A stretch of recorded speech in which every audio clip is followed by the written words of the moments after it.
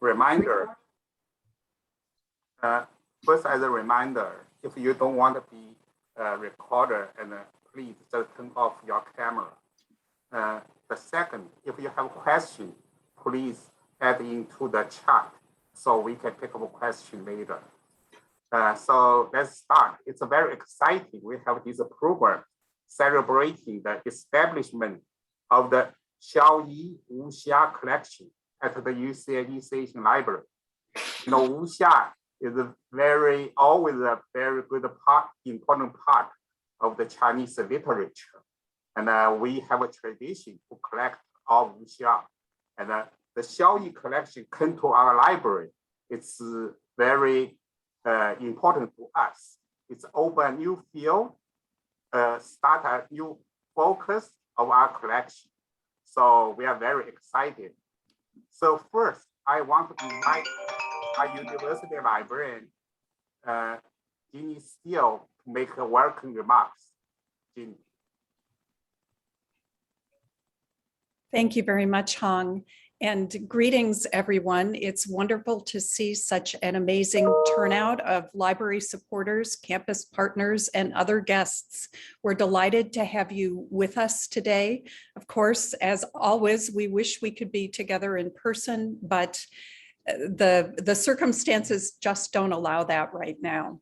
But I did want, again, to welcome you and say how grateful we are to Peter Xiao and the entire Xiao family for the donation of the Shiao Yi Wuxia Collection. We're truly honored to steward this collection to engage, inspire, and inform future generations. As some of you may know, the Richard C. Rudolph East Asian Library at UCLA is 73 years old.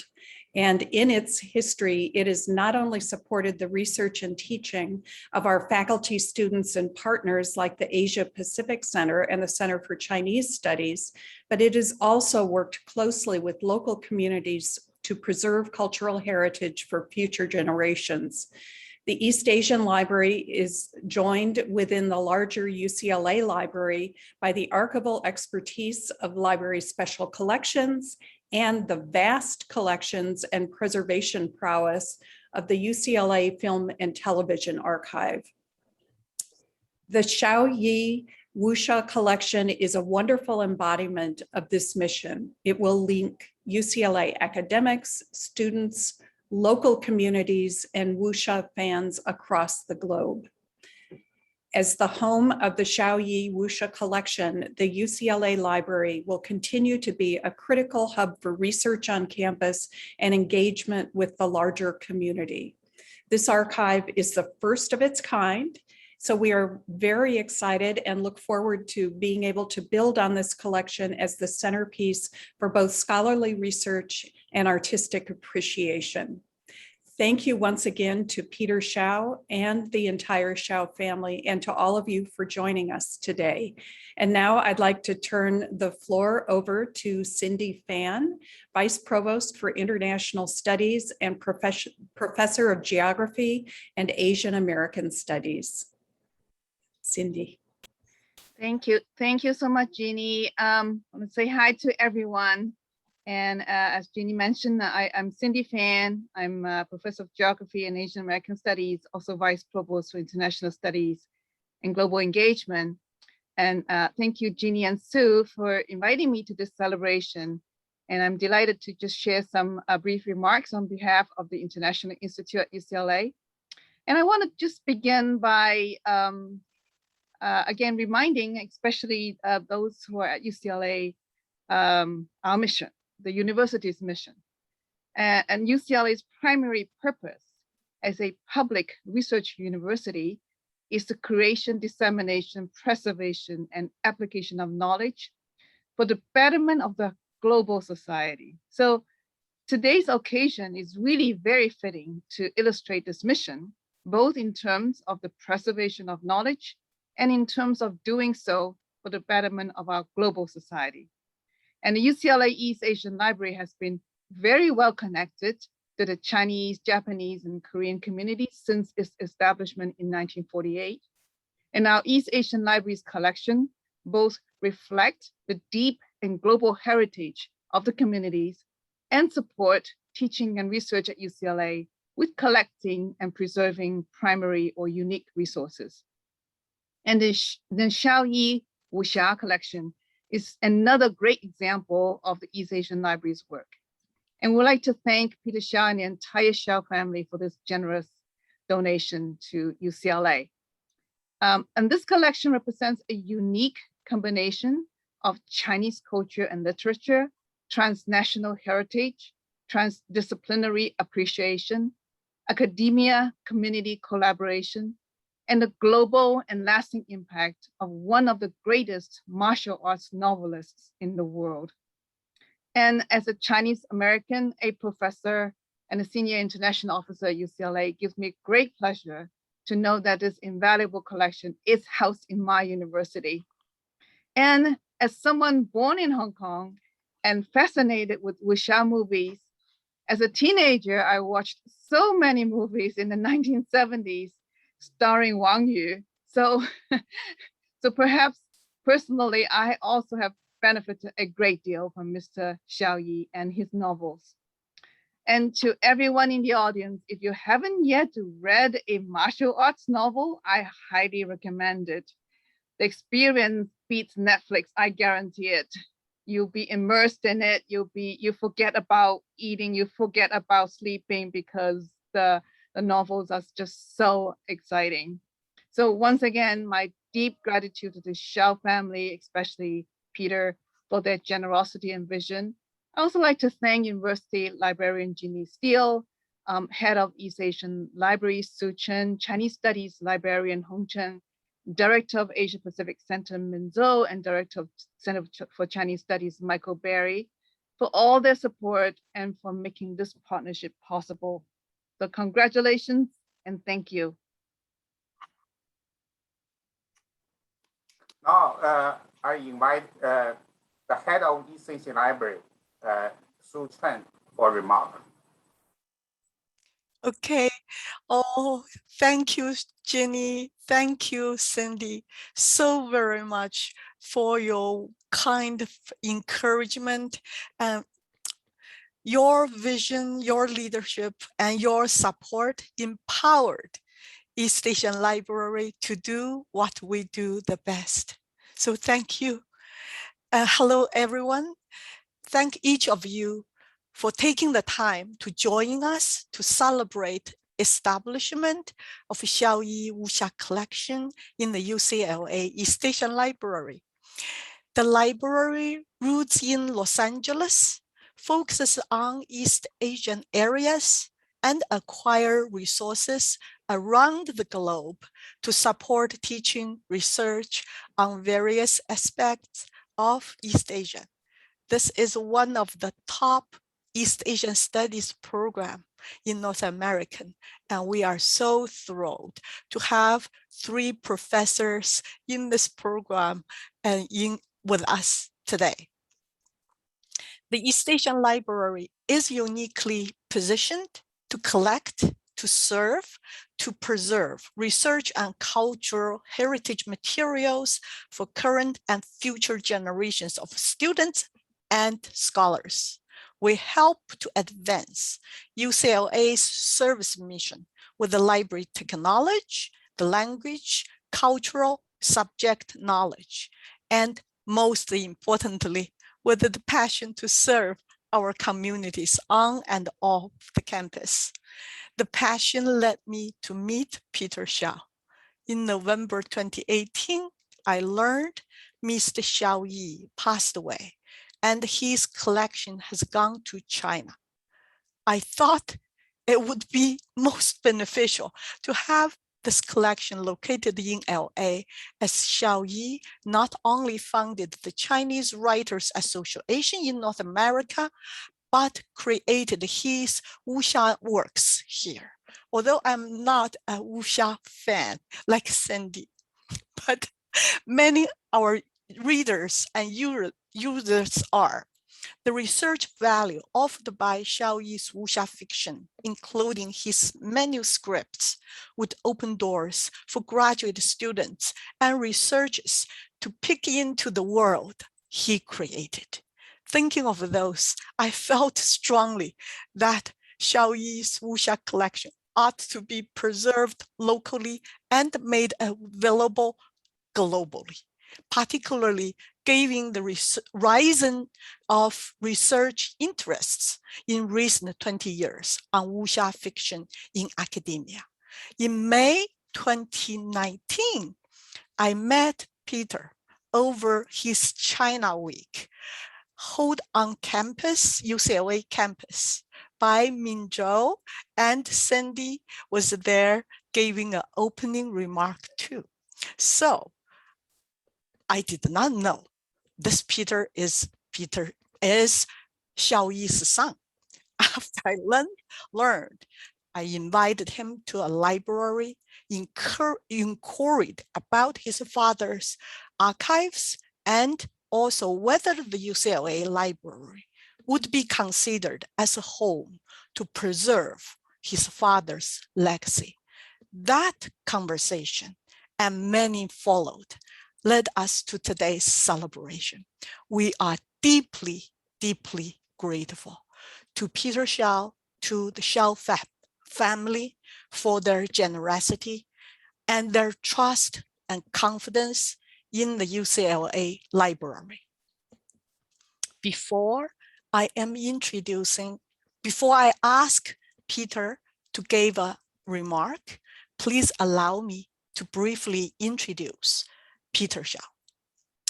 Peter Xiao is the second son of Xiao Yi's 3 sons who graduated from UCLA with a degree in political science, communication, where he helped kick off UCLA's Washington, D.C. program and was also a senator fellow. He has been a serial entrepreneur in the entertainment, media, technology industries, including producing the first ever US film co-production, the first Hollywood Asia Film Fund, and spearheading the CA China Trade Initiative in partnership with the then Governor Jerry Brown. Currently, he serves as a founder, CEO of Immortal Studios that is adopting the work of Xiao Yi into the world's first interconnected wuxia storyverse for all media, including comics. I didn't get this right. Film, TV, and games. So now, floor is yours, Peter. Thank you so much, Sue. On behalf of the entire family, we're joined by my mother, Mei Xiao, William, my older brother, my younger brother, Anthony, our extended family, my 2 nephews, Will Jr., Theo, our cousins, and other friends, also the Immortal family. I just want to say a big, warm-hearted thank you to the UCLA family. As the introduction would suggest, I'm also a Bruin. And, you know, in preparing for this meeting, I actually found a picture of my father attending my undergraduate ceremony. And it was touching because I just imagined what he would have said if somebody dragged us aside. First of all, I never thought that my father is just such a big presence in all of our lives. I never thought that there'll be a day that he wouldn't be here to tell stories, to pick up a phone call, you know, to share wonderful food with. That being the case, if somebody took us aside from that moment and said that one day in the future, your entire collection would be housed in this wonderful global institution, and that your dream of elevating wuxia to the level of that it deserves, I think you'd be quite proud. So I'm coming to you live today from the Xiao Yi Library, where he did much of his work. In fact, sitting on his desk with many of his books and book collections, and many of which will be coming to UCLA. So it's a really, really beautiful moment. Cindy, I appreciated your discussion about wuxia literature so much, because for people who are unfamiliar with wuxia, I don't think I'm exaggerating to say that wuxia is the spiritual food of the majority of Chinese people everywhere. It's the stuff that's informed many, if not most, Chinese people to this kaleidoscopic tradition of Chinese culture, the philosophy, the spirituality, the moral codes, the poetry, the beauty, the history, all of it wrapped up in this beautiful hero's journey that speaks to everybody who wants to be empowered, who wants to believe in themselves, who wants to be the underdog, who we want to tap into that human potential. And I was born into wuxia for obvious reasons. And I would just have to say that my father's books, and some of them in particular, have had an indelible impact on me as a young person. It gave me a sense of the world. It informed me of my immense potential, and to have my father as my teacher into this tradition that was the gateway into the beauty, the wonders, powers, the transformational strengths of Chinese culture, that this moment is truly, truly meaningful. My father lived a very, very full life, and shortly you're going to hear from my brother William, who is an Anderson alum, so it runs big in our family. To talk about my father's life, I will just again say thank you to the UCLA family. This is just truly the beginning. And to pull back a little bit, as we look at the global landscape where America and China seems to be at odds right now, I hold out hope that through the strength of culture, through this really, really powerful bond of storytelling, and especially through wuxia that is holding the world together in so many different ways, that through our collaboration today, through the establishment of the Shiao Yi Wuxia Collection at UCLA, we can shine a light on the cultural bridges that can bring people, nations, and the world together. So I hold out the possibility that what we're doing today is the beginning of a new wuxia diplomacy. That would make my father very proud, and I think that would serve his life purpose very well. So without further ado, we talked a lot about Xiaoyi. First, I would like to introduce my older brother. In so many ways, he's a real wuxia aficionado. Of the three Xiao boys, he's the only person who actually attempted and wrote a wuxia novel on his own. Unsuccessfully, I should say. Yeah. So my brother William is going to now give an introduction on the life of Xiaoyi. So without further ado, William Xiao. Thanks, Peter. Good afternoon, everyone. My name is William Xiao, and first I wish to convey our appreciation to UCLA for establishing the Xiao Yi Wuxia Collection. It is a wonderful recognition of my father's literary legacy. It is especially meaningful to me since I'm also a lifelong wuxia fan. We hope it will spur further interest and research in the incredible wuxia genre, as well as my father's work. Xiaoyi is my father's pen name. His real name is Xiao Jingren. He was born in Beijing in 1935, and his family lineage, or Laojia, is from the city of Heze in Shandong province. His father was a general in the Chinese army, so he spent most of his preteen years in Nanjing and Chongqing, as the nationalist government fought against the Japanese and the communists. In 1949, when he was 14, his family moved to Taiwan with the nationalist government. He lived in Taipei, Taiwan until 1977, when at the age of 40, he took his wife and 3 boys to Los Angeles in pursuit of better opportunities for his children. He spent the second half of his life in Southern California until passing away in 2018 at the age of 83. Growing up, my father was an avid reader of classical Chinese historical fiction, such as 水浒传, The Water Margin, 三国演义, A Tale of Three Kingdoms, 红楼梦, Dream of the Red Chamber, as well as 侠义小说 and 演义 like 七侠五义 and 说唐. He started reading wuxia novels while he was in elementary school and began writing short stories for fun in middle school. Later, while attending the Naval Academy, he began writing more seriously. This was at the dawning of the golden age of wuxia fiction, with emerging masters such as Jing Yong and Liang Yusheng in Hong Kong, and Sima Ling and Gu Long in Taiwan. Inspired by these writers, my father published his first novel, Tie Yan Shuangling, in his early 20s, which was an instant hit. That gave him the confidence to quit school and to begin writing full-time. He followed up with popular works such as Jingjian Tietqi and Hongdeng Dao, and Never Look Back. My father often said with a measure of pride that he never held another job besides writing in his entire life. He's probably one of the very few of a handful of Chinese writers who never held another job. In a way, he learned to become a writer by writing professionally. In his long and illustrious career, he published no less than 60 novels and novellas. My father's early works showed strong influences by two great masters from the prior generation, Wang Dulu and Huan Zhu Louzhu, and displayed a great deal of imagination and plot and martial action.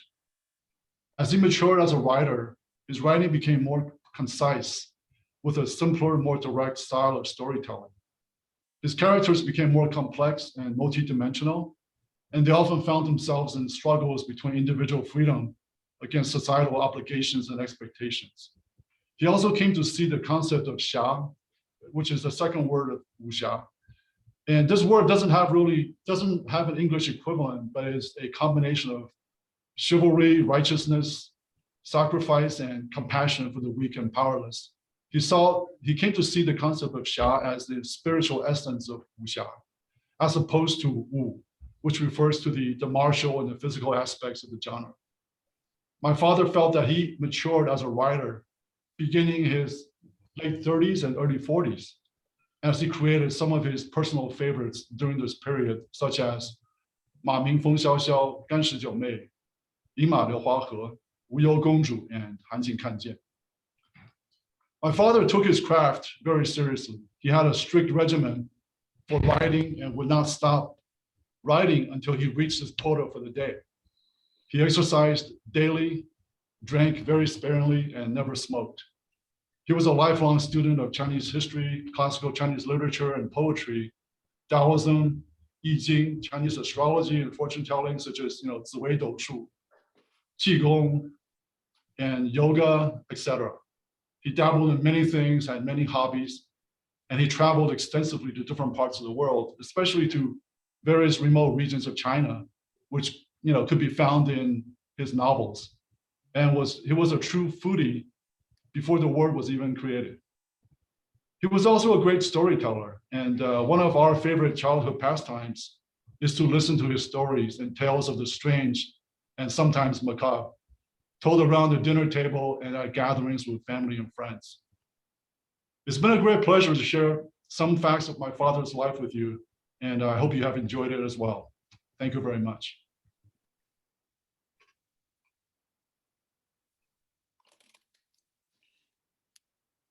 If I may, I'd like to share something that I shared earlier, which is we just did a little kaleidoscopic view of the different aspects of this rich, full, successful life that Xiaoyi lived.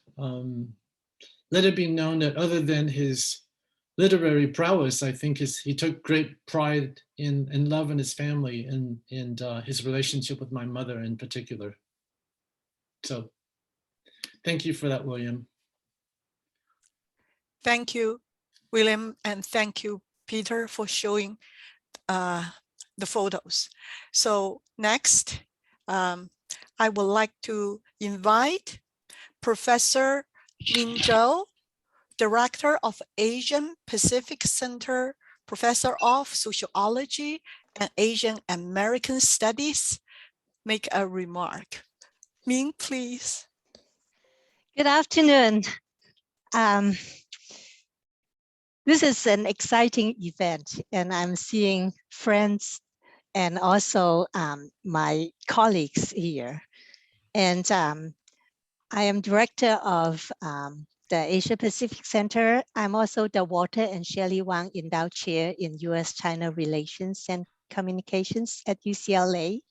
And our Asia Pacific Center promotes greater knowledge and understanding of Asia and the Pacific region on campus and in the community through innovative research, teaching, public programs, and international collaborations.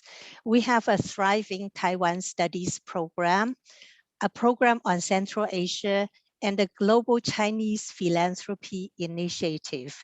We are also trying to raise funds to establish a Hong Kong Studies program. So thank you so much for your support and the support from the community. And our center has a very good relationship with the UCLA East Asian Library. And in fact, Su Chen is our center's advisory committee member. Our center also collaborated with Peter Xiao to organize a public event on the transformation of Chinese America as one of his China Week activities in May 2019. At that time, I didn't make the connection. I didn't know Peter Xiao. I mean, I didn't know Peter Xiao is Xiao Yi's son. But anyway, I'm so pleased to celebrate with you the establishment of Xiao Yi Wuxia Collection at the UCLA East Asian Library. Now, just now, William had already talked about his father's biography. I was prepped for some biographic information, so I don't have to say this. But what is wuxia? I am a fan of, like Cindy, I'm a fan of wuxia fictions. And even until today, every night I listen to audio wuxia fiction before I sleep. So wuxia is martial art, wu is martial arts, and xia is hero. Wuxia is basically the superhero genre of the East. It focuses on Chinese traditional moral duty, social justice, nationalism, anti-imperialism, love, and defiance of tyranny. It is basically a male-dominated genre created by men for men. However, one of the distinct characteristics of Xiao Yi's wuxia novel is the attention given to women. And in his writing, the female character is not simply there to make the hero super, but the heroine constantly exercises her agency with tremendous wisdom, intelligence, and power. It is there that ever since I was a young girl, I was inspired by the strong female character of wuxia novels. Xiao Yi's wuxia novels are also known for their emphasis on traditional Chinese culture, ethics, understanding of Taoist philosophy, and exquisite sensitivity to romance and human emotions. So in sum, Xiao Yi has written more than 50 novels and nearly 1,000 essays. 20 of his works has been adapted to film and television, influencing not only the Chinese diaspora, but also East Asian cultural spheres. He was one of the most successful and prolific Chinese writers and the most influential literary figure in the Chinese diaspora around the world. As a UCLA professor doing research and teaching in the area of international migration, Asian American studies, and Chinese diasporic studies, I think this collection is extremely valuable, not only as rare material collection of the only one of its kind for the library, but also provide very rich original data that is benefit future research and teaching. I thank the entire Xiao family for making this important donation to UCLA, and thanks staff at the UCLA libraries, especially the East Asian Library, for making this collection accessible to UCLA faculty and students, as well as the greater community, both locally and globally. Thank you very much. Thank you, Professor Zhou. And next, I'm very glad to invite Professor Michael Berry, Director of Center for Chinese Studies and a Professor of Chinese Cinema and Culture for remarks. Thank you. It's a pleasure to be here. I want to thank the library for organizing this event, and special, very sincere thanks to the Xiao family for entrusting UCLA with the heritage of your father's work. I think it's really going to go far in terms of providing such an incredible resource for current and future students. I personally am looking forward to digging through these materials and looking at the manuscripts and seeing what kind of wonderful discoveries we can make. And so thank you again for that very generous gift. It's also part of a much larger story of what you could call transformation. And what I mean by that is wuxia fiction for a very long time was not taken seriously. You know, it was disposable, it was pulp fiction. It was, if you read literary histories written in Chinese for decades and decades in the modern era, they don't talk about wuxia fiction. It's only very recently that it started to become taken in a much more serious light. And so that's provided an opportunity that I think we're seeing the interaction of a lot of forces here. On the one hand, pop culture is becoming an increasingly powerful part of our everyday lives, and academia, official histories are taking that into consideration. And also Chinese culture is becoming increasingly powerful in terms of its global presence and its ability. I mean, we just look at wuxia, this genre, and you can trace the lineage from, you know, the rise of Bruce Lee in the 70s, and in the 80s we start getting Jackie Chan, and in the 90s a whole group of Hong Kong filmmakers coming to Hollywood, whether they be action choreographers or film directors or actors, culminating around 2000, Crouching Tiger, Hidden Dragon. And this year we have yet another landmark breakthrough, which was Marvel Studios' Shang-Chi, which kind of not only updated wuxia, but incorporated it into this kind of superhero universe, which is really the vernacular for younger generations today, and the way that they tell stories and pass on myths. And I think that Xiaoyi's legacy very much fits into this. And of course, what Peter's going to be is currently doing with Immortal Studios, and further updating these stories and adapting them into various mediums, the graphic novels, the films, and allowing these stories to live on. But for those of us who are Anglophiles, and if you don't speak Chinese, one thing that I want to kind of impress upon you is the cultural disparity that is hidden under the surface. And what I mean by that is, think of some of the most popular and well-known English authors that you can think of. Think of Stephen King or J.K. Rowling and the global reach that their works have.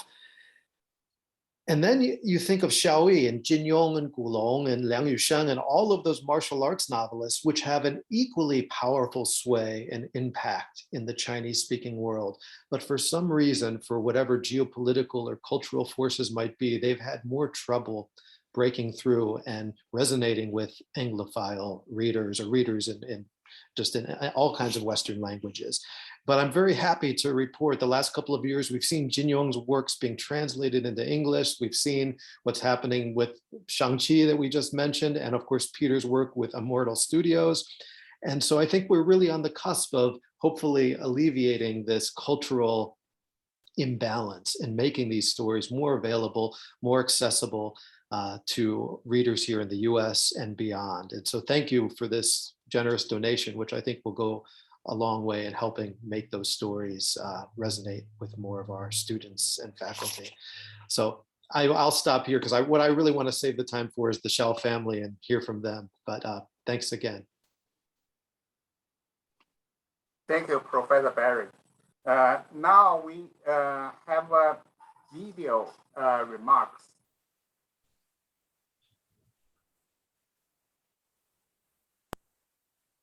Hi, I'm California Assembly Speaker Anthony Rendon, and I am honored to recognize the accomplishments of Xiao Yi and applaud the establishment of the UCLA Xiao Yi Wuxia Collection at UCLA's East Asian Library. Xiaoyi was an accomplished and acclaimed treasure to California and the entire Pacific Rim. Congratulations to Peter Xiao and the entire Xiao family for this tremendous honor. It's great. That's from Anthony Randon, the Speaker of California Assembly. So I wish, if you have any question, please put in chat. So we already collected some questions, but we wish to have more questions, especially today, the Xiao family, and we have so many professors in Chinese study are all here, and in library also here. If we can discuss something, it's really meaningful. So next, I would like to invite Peter Xiao again for a speech. The legacy of Xiaoyi moves toward in the world. Thank you, Professor. Before I share a little bit about how the Xiaoyi legacy is continuing, picking up where Michael Berry left off in influencing global pop culture, I see that we have a former president of the Chinese Writers Association, Mr. Joseph Ye, in the audience, who was also one of my father's very, very good friends. So Joseph, as the president of the Writers Association, my father's friend, I don't know if you'd like to share a few words with people today. Hello. Yeah, so it's Mr. Xiaoyi is the honorary president of the Los Angeles Chinese Writers Association. His writing has influenced several generations of Chinese readers. Before his death, he donated most of his work to the Museum of Chinese Literature in Beijing. I still remember the scene of accompanying Xiaoyi to visit the Museum of Chinese Literature. He was very pleased to see his work displayed in the exhibition hall. I believe he would be very happy if he sees his work and has a new home today.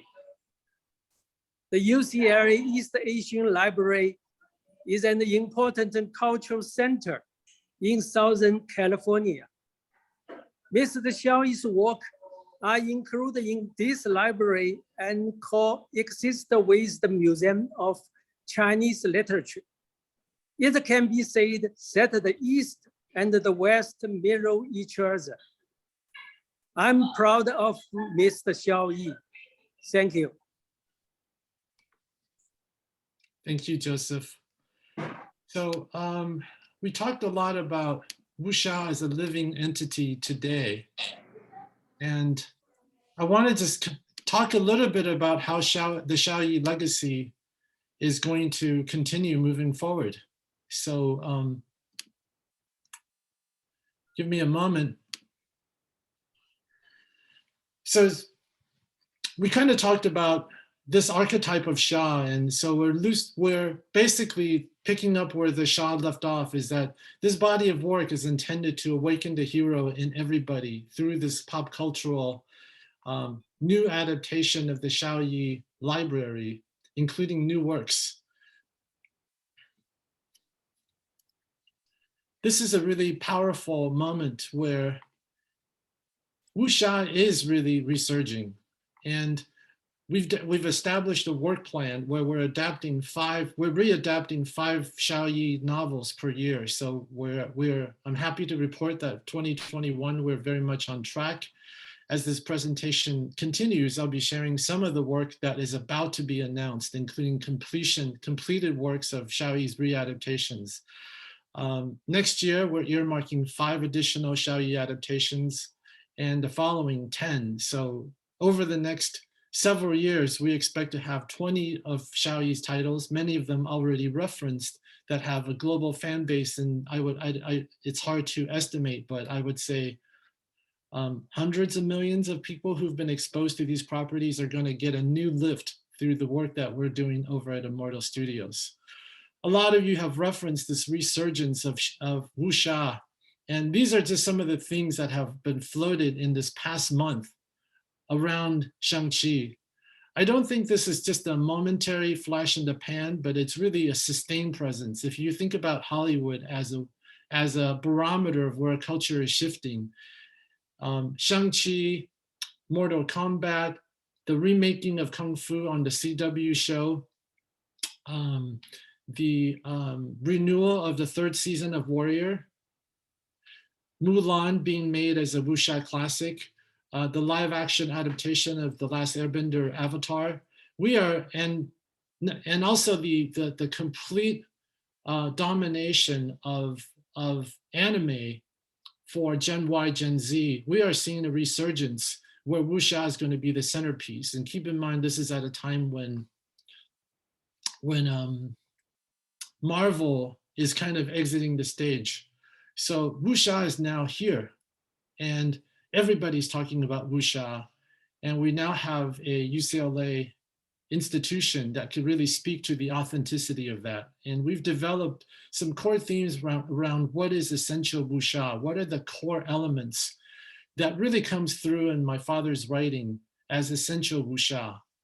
And we've adapted 4 pillars of really taking wuxia from the study of wushu to how it becomes much more powerful and subtle when it goes into the subtler realms that informs projects like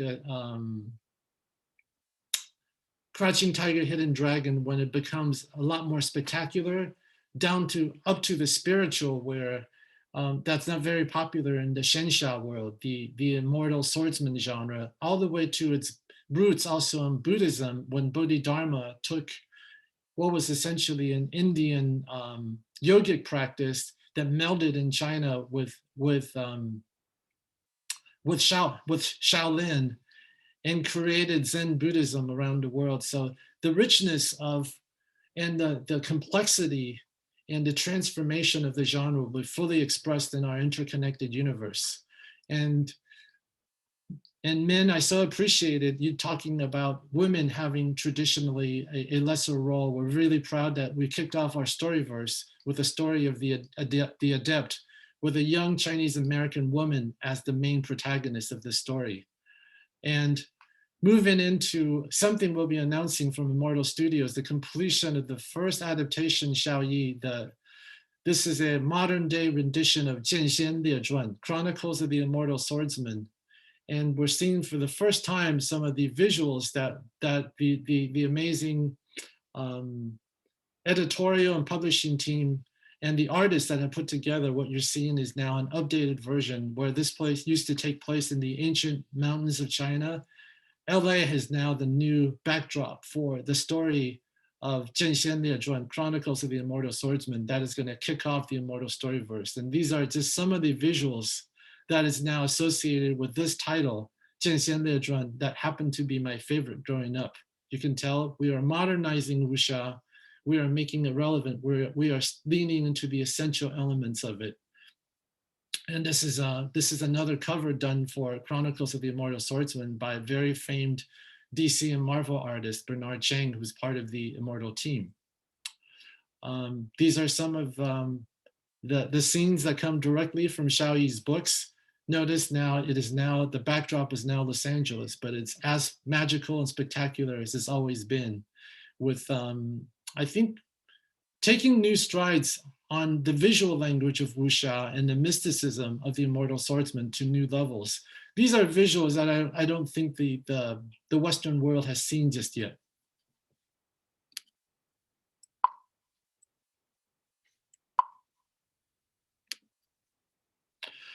Last but not least, I'm really happy to share that I would say that my father's most well-known title, Ganshi Jiu Mei, Gang the 19th Assassin, is now getting a brand new modern update. You see that on the right now.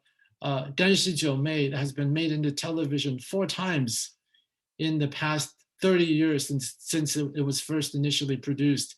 And we are happy to give it a modern day adaptation with 1982 as the new backdrop. You can see on the right-hand side, these are some of the artwork that is being rendered for Ganshi Jiu Mei, also known currently now as Assassin G. So these are just a few examples of how the Xiaoyi legacy is moving forward, and how Immortal Studios is part of it. And we're so happy that my father's collection now has a home at UCLA. As you can all see, this is not a static process, it's a very dynamic process. We are looking forward to the future. So for all of the Bruins and the students who are listening, there's an opportunity for people to get involved. And all of the various novels that are going to be now available and the manuscripts at UCLA is going to form the basis of what I believe a new vanguard for the globalization of wuxia, not just for the East, but for the world. So thank you for letting me share a little brief overview of how the Xiaoyi Library continues to move forward into the 21st century and all the various plans we have at Immortal Studios. And I also want to thank all my Immortal teammates who are on this call, our supporters, our artists, our managers, and our leaders. Thank you for making this big dream happen as well.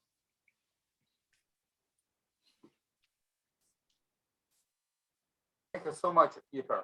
Now we still have time for question and answers, Q&A. So, Any questions for us? You may want to know when you can access those. okay, first I read a question left in the chat. Do you see a correlation between the rise in popularity in wuxia and that of genre like anime or xianxia on new platforms like webcoms?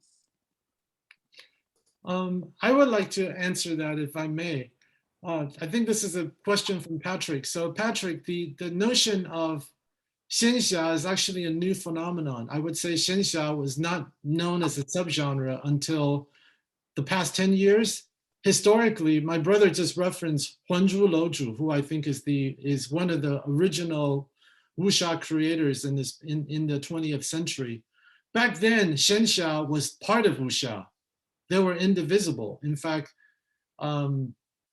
these martial heroes always had immortal or supernatural powers. It wasn't until recently that xianxia became peeled off. So when we're talking about wuxia now, it's with a capital W, or wuxia is inclusive of all the various subgenres that have spawned, whether it's by gamers or other folks. So we're taking the position that wuxia is a big tent, and xianxia is one of the slivers of that. And I think historically that would be an accurate description.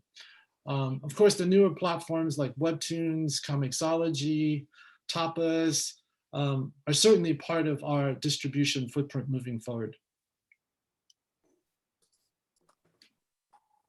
Thank you so much. Another question, probably for the professors here, UCLA professors. How do you see the collection of Xiaoyi, the wuxia, will affect UCLA's international studies, Chinese studies, and Chinese American studies?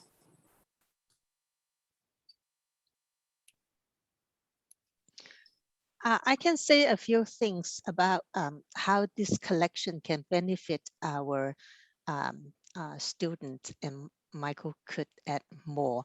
I teach a big undergraduate class on Chinese immigration, and with Xiao Yi's collection, there are a lot of original material that could be researched into things connected to the Chinese culture and also the Chinese diasporic culture. In other words, culture gets adapted, and culture is not fixed, and it's very dynamic. And so students can use some of those material, even though I teach in social science, they can still use those original material, say to do their term paper, to do their kind of capstone paper and whatnot. Yeah, well, I myself love wuxia novels. So there are a lot of people who love wuxia novels as well, just for the cultural enrichment, even though it's kind of a pop culture, but for me as a scholar, I really benefited from fiction.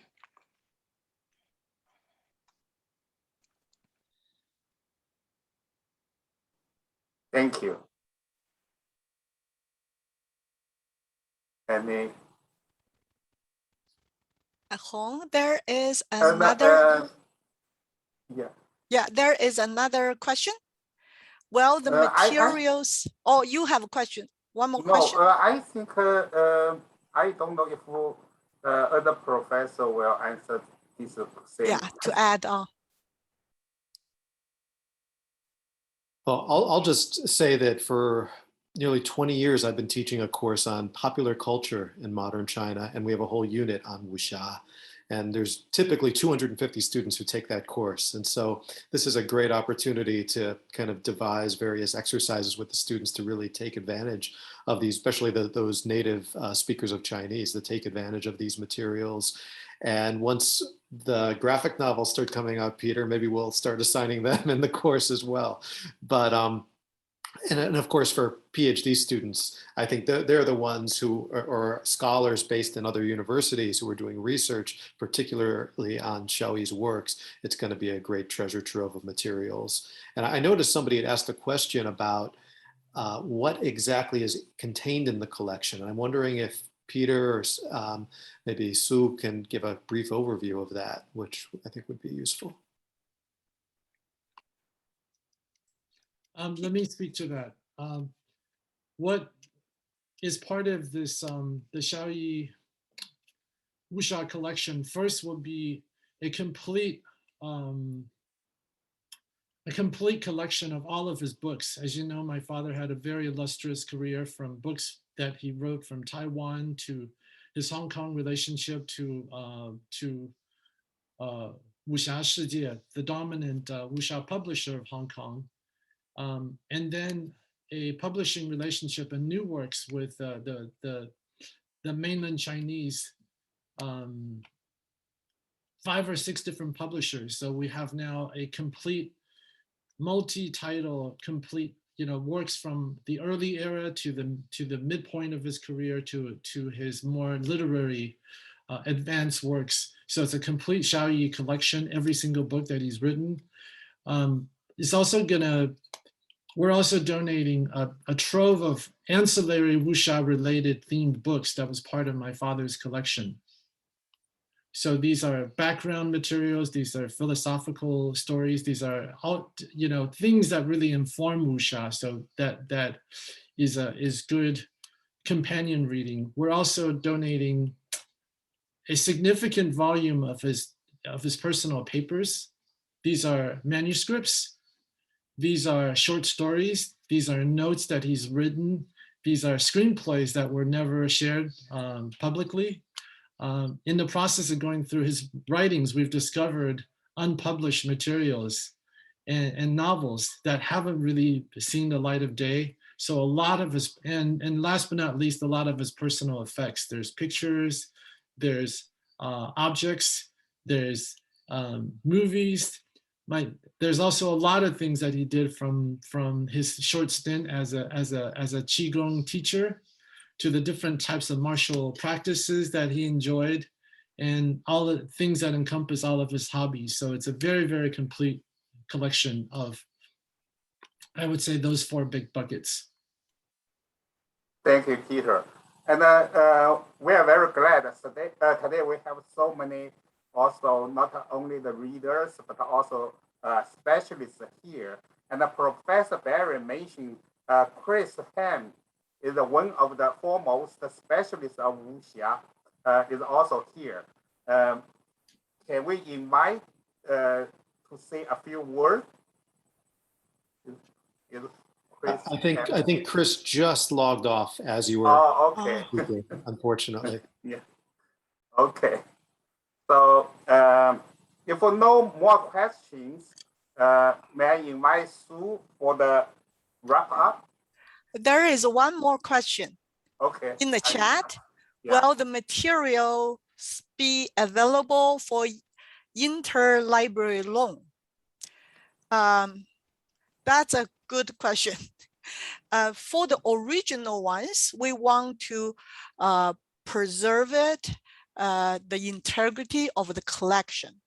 But we, for those published record, we will made them interlibrary loan available to other institutions, because those may be not available in any other institutions. This might be only copy or few holdings in North America.